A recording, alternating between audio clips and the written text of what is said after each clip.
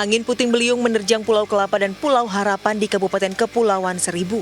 Terpaan angin kencang disertai hujan ini membuat atap rumah warga berterbangan. Dua kapal nelayan yang sedang melaut juga tenggelam diterjang angin puting beliung dan memaksa para nelayan untuk berenang ke pulau terdekat. Cuaca ekstrim yang berlangsung kurang lebih setengah jam tersebut menyebabkan 4 orang terluka akibat tertimpa material bangunan. Sementara 182 rumah di Pulau Kelapa dan 20 rumah di Pulau Harapan mengalami rusak ringan hingga sedang.